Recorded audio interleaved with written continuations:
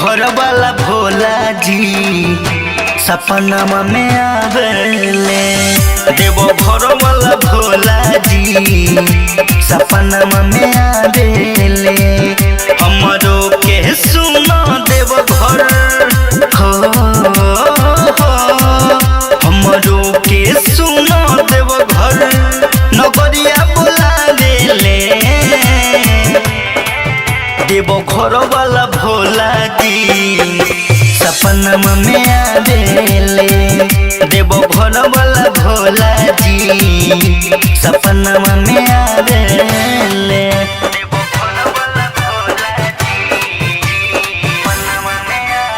Music by मनी शंकर सिंह।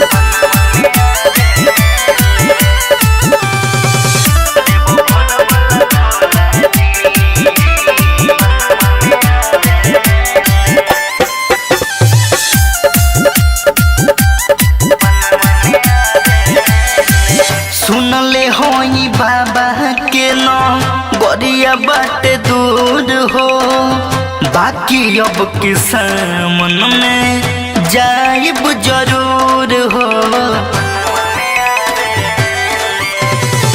सुनले होई बाबा के नाम गरिया बाटे दूर हो। बाकी अब के सामन में जाइब जरूर हो। बड़ी नीमन सुनो डम डम हो, बड़ी नीमन सुनो डम डम डमरू बजावेले। देवो घर वाला भोला जी सपना में आवेले। देवो घर वाला भोला जी सपना में आवेले।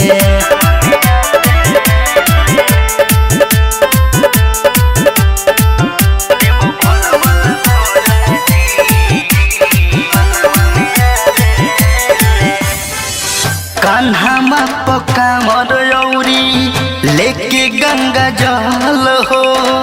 मनी शंकर माहिर मुकेश जई है पैदल हो। कान्हा पक्का मरौरी लेके गंगा जल हो। माहिर मुकेश नागेंदर जई है पैदल हो। हर साल के तने लुगावा हो,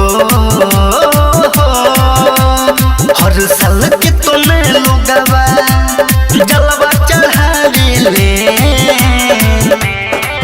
देवो घर वाला भोला जी सपना में आवेले। देवो घर वाला भोला जी सपना में आवेले। हमरो के सुना देव घर हो, हमरो के सुना देव घर नगरिया बुलावेले। देवो घर वाला भोला जी सपना में आवेले। देवो घर वाला भोला जी सपना में आवेले।